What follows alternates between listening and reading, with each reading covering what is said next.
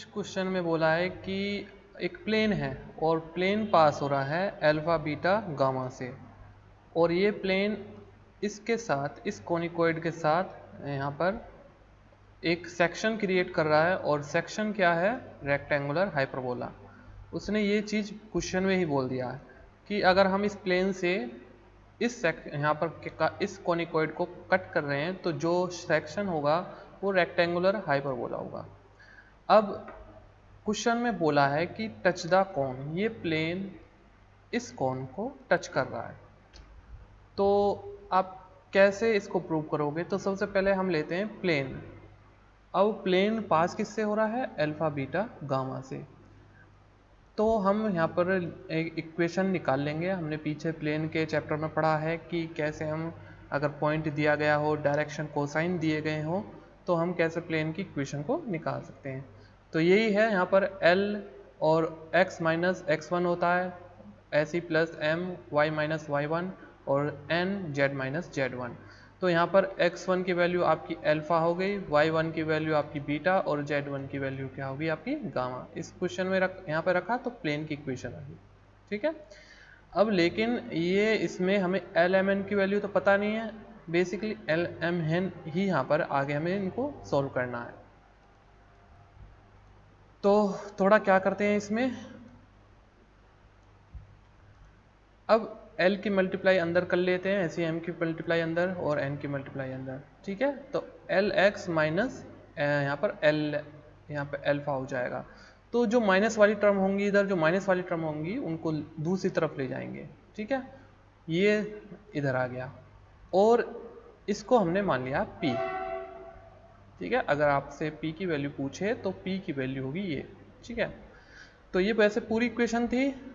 Now length of axis of section. तो अगर हम लेंथ की बात करें, वो पीछे वाले क्वेश्चन में हम कर चुके हैं कि किस तरह से हम लेंथ निकालते हैं, ठीक है। तो वो काम आपको खुद करना है, यहाँ पर उसकी कैलकुलेशन आपको खुद करनी है। तो फाइनली हम लास्ट में यहाँ पे इस इक्वेशन पे आ जाएंगे जब कैलकुलेट करेंगे, जैसे हमने पीछे किया था R में बना के थे यहाँ पर। तो ये आ गया यहाँ पर, और यहाँ पर एक P नोट भी हमने लिया हुआ है, ठीक है। P नोट को आपको ध्यान रखना है कि उसकी वैल्यू होती है ये।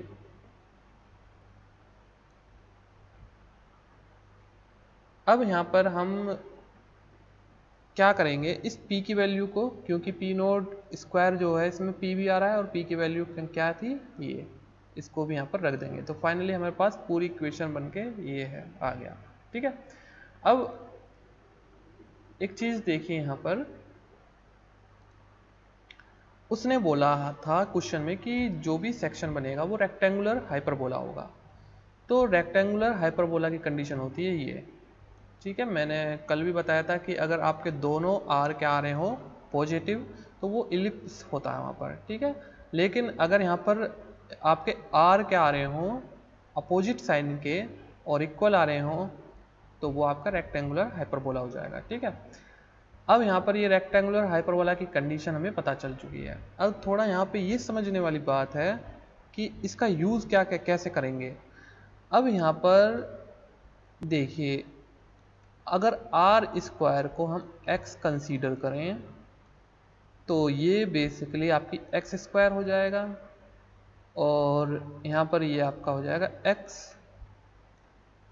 तो ये जो पूरी इक्वेशन है ये क्वाड्रेटिक इक्वेशन बन चुकी है आपकी x में। और आपने ये चीज़ ज़रूर पढ़ी है कि ax square plus bx plus c is equal to 0। इसके रूट अल्फा बीटा है। तो अल्फा प्लस बीटा क्या होता है आपको पता है, ये होता है माइनस बी अपॉन ए, ठीक है। अब ये तो तब था जब आपका क्या यहाँ पर एक्स स्क्वायर यहाँ पर एक्स ले रहे थे, ठीक है। तो सेम यहाँ पर भी अगर एक्स देखें तो रूट का सम क्या होगा, इसमें जो रूट होंगे एक्स की जो वैल्यू होगी उनका सम क्या होगा, ये एक्स का कोफिशिएंट, ठीक है। x का कोफिशिएंट जो भी है वो पूरा पूरा b हो जाएगा, और अपॉन में क्या आएगा, ए बी n की पावर 6, ये भी आ जाएगा, ये अपॉन में आ जाएगा, क्योंकि a ये पूरी वैल्यू क्या हो जाएगी a। ये आपकी यहाँ पर ये वैल्यू और ये पूरी वैल्यू आपकी हो जाएगी b। तो b अपॉन ए मतलब ये पूरी टर्म अपॉन ये पूरी टर्म माइनस के साथ, ठीक है, ये हो जाएगा। अब यहाँ पर हम ये तो मैं आपसे बोल रहा हूँ कि यहाँ पर अगर x मान के चल रहे हैं तब इसके रूट का सम क्या होगा, ठीक है, नीचे यही तो आपसे बोल रहा है, ठीक है, यहाँ पर भी तो रूट का सम ही है। अब आप कंफ्यूज हो जाएंगे कि रूट का सम कैसे, क्योंकि हम यहाँ पर r की पावर 4 लेके चल रहे हैं, ठीक है, तो यहाँ पर भी जो रूट होंगे, जैसे कि अगर एक्स स्क्वायर लेके चल रहे थे तो रूट क्या आ रहे थे, x1 और x2, उनकी पावर क्या थी, 1 डिग्री थी। तो यहाँ अगर हम यहाँ पर इसकी पावर को डबल कर दें, 4 कर दें, तो इनकी पावर की क्या हो जाएगी, डबल। तो इस वजह से यहाँ पर भी आपसे क्या बोला है कि सम ऑफ द रूट जो होगा वो 0 के बराबर होगा। तो अब आपको यहाँ पर चीज़ें समझ में आ गई होंगी कि क्या करना हमें, जो यहाँ पर माइनस बी अपॉन ए है उसको रख देंगे हम 0। अभी मैंने आपको बताया था b क्या होगा और a क्या होगा, तो फाइनली हमारे पास ये इक्वेशन आ जाएगी, ठीक है। तो ये पूरा b था, ठीक है, और इसके साथ जो है वो सब दूसरी तरफ जाके 0 हो जाने वाला है, तो उसे हम यहाँ पर लेके ही नहीं चलेंगे। तो ये सब कुछ 0 है। इसके बाद यहाँ से n स्क्वायर को भी ले गए, तो मतलब फाइनली हमारे पास ये इक्वेशन आ गई, a is equal to 0। Also equation of normal. अब हम यहाँ पे अगर नॉर्मल की इक्वेशन निकालें तो वो क्या होगी, मान लीजिए वो कहाँ पर है नॉर्मल, अल्फा बीटा गामा, और उसके डायरेक्शन कोसाइन क्या होंगे, जो प्लेन के थे। अब आप देखिए हम ऊपर एक प्लेन लेके चले थे, ये वाला, ठीक है, अब ये प्लेन है और ये प्लेन है, इसका नॉर्मल है, इसके नॉर्मल के जो डायरेक्शन कोसाइन है वो LMN है। लेकिन अगर हम इसको टेंजेंट प्लेन मान लें और टेंजेंट प्लेन है तो ये नॉर्मल इसके पर यहाँ पर पैरेलल हो जाएगा, मतलब जो इस प्लेन के नॉर्मल के डायरेक्शन कोसाइन होंगे वही इस नॉर्मल के डायरेक्शन कोसाइन होंगे। तो हमें डायरेक्शन कोसाइन यहाँ पर मिल गए, ठीक है। अगर हम प्लेन की इक्वेशन निकालें, नॉर्मल की इक्वेशन निकालें, तो डायरेक्शन कोसाइन मिल गए LMN, क्योंकि जो प्लेन के नॉर्मल के डायरेक्शन कोसाइन वो इसके नॉर्मल के भी, और साथ के साथ पॉइंट भी आपको दे दिए गए हैं, x minus alpha minus beta minus gamma. तो यहाँ पे आपकी एक इक्वेशन आ गई।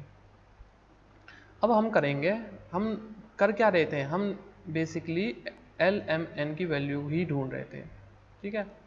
तो अब यहाँ से LMN की वैल्यू को एलिमिनेट करेंगे, ठीक है। कैसे करेंगे, देखिए यहाँ पर आप इस पूरी इक्वेशन को n से डिवाइड कर दीजिए, n स्क्वायर से।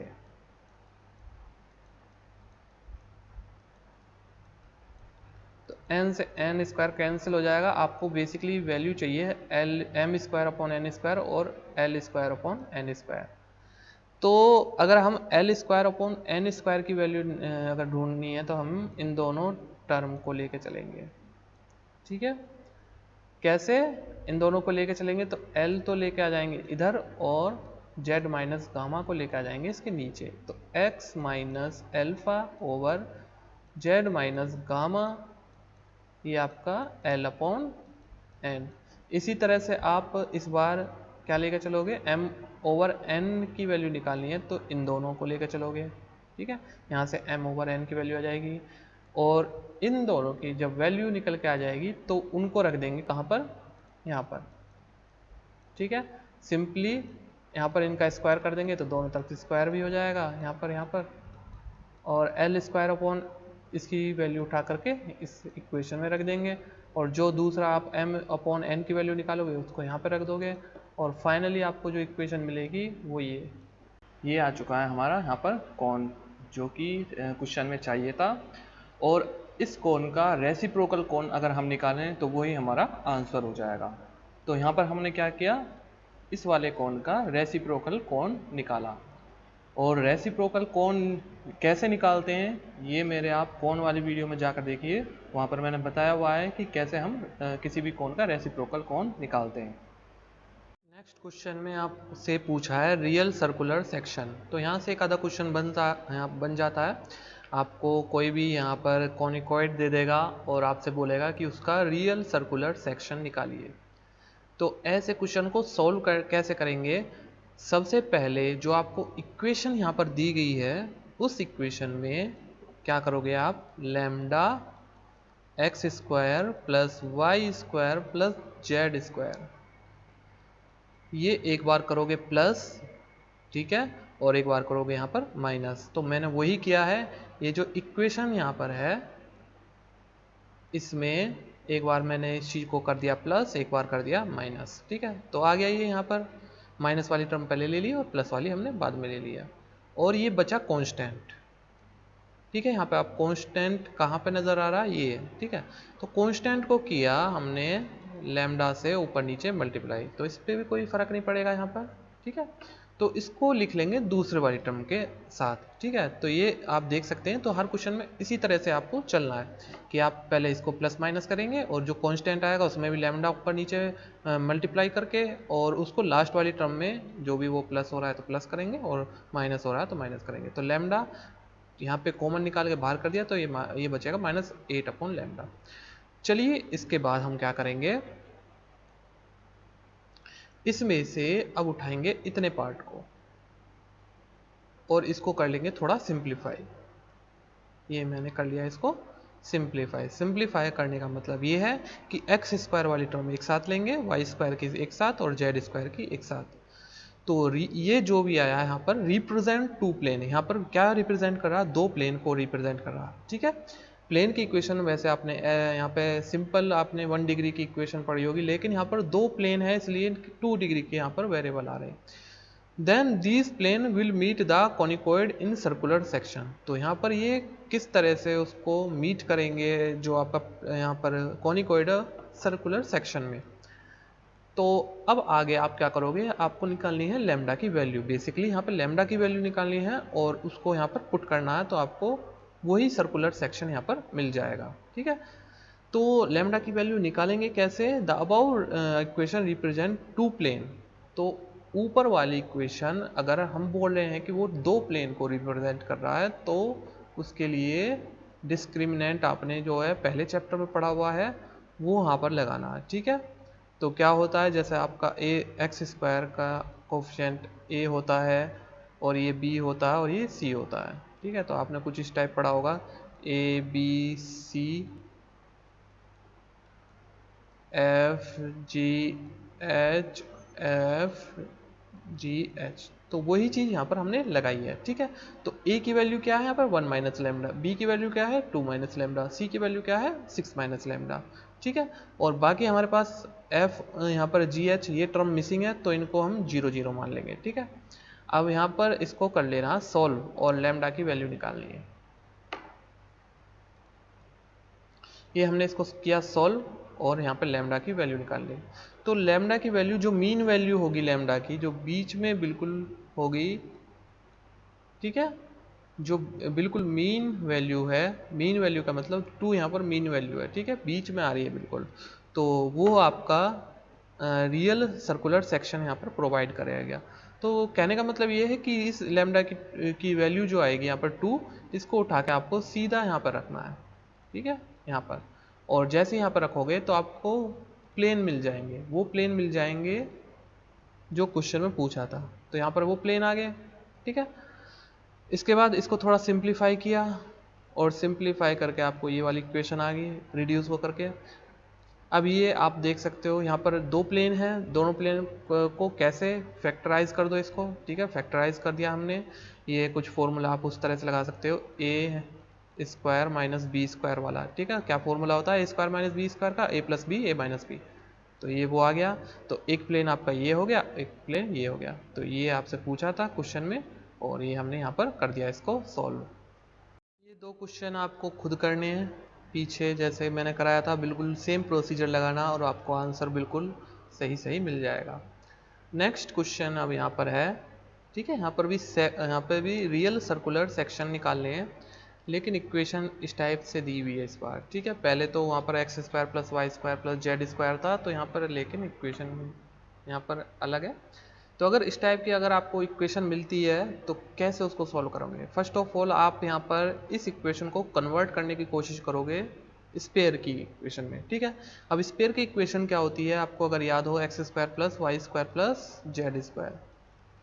ध्यान रखने वाली बात यह है कि कोफिशिएंट इन तीनों का सेम रहता है, ठीक है। इस चीज़ का आपको यहाँ पे ध्यान रखना है। तो अब इसको स्पेयर की इक्वेशन कैसे बनाएंगे? चलिए एक्स स्क्वायर तो है यहाँ पर, ठीक है, लिख लेते हैं एक्स स्क्वायर। अब यहाँ पर जेड स्क्वायर है, लेकिन एक्स स्क्वायर का कोफिशिएंट 1 है और जेड का है आपका 10। तो हम क्या करेंगे, जेड को तोड़ देंगे दो पार्ट में, एक तो 9 और एक 1। तो एक 1 वाले पार्ट को ऐसे लिख लेंगे इधर, और 9 जो है इसको दूसरी तरफ लिख लेंगे। अब y, क्योंकि आप देख रहे हो कि यहाँ पे तो y भी आता है लेकिन यहाँ पे तो y मिसिंग है, तो क्या करोगे, अपनी तरफ से y भी जोड़ लोगे। लेकिन अगर हमने जोड़ा है तो उसको घटाना भी पड़ेगा, तो इसलिए दूसरी तरफ यहाँ पे माइनस कर दो। अब ये तो हो गया सारा काम यहाँ तक स्क्वायर वाली टर्म का, लेकिन यहाँ पर आप देख सकते हो ये भी बचा हुआ है, इसको भी, तो इसको यहाँ पर ऐड कर लेते हैं, ठीक है। तो ये इसको एक ब्रैकेट में बंद और इसको एक दूसरे ब्रैकेट में बंद। तो अब आप देख सकते हो जो यहाँ पर मैंने इक्वेशन लिखी है वो किस टाइप से, किस तरह से आई है, वो मैंने आपको प्रोसीजर बता दिया। और इस टाइप के हर क्वेश्चन में ऐसे ही आपको सेम प्रोसीजर लगाना। तो ये फर्स्ट जो इक्वेशन है ये है स्पेयर की, किसकी, स्पेयर की। और ये सेकेंड जो आप इक्वेशन देख रहे हो ये है प्लेन। अब ये प्लेन आपका पेयर ऑफ प्लेन है, ठीक है। यहाँ पर दो प्लेन है, एक प्लेन नहीं है।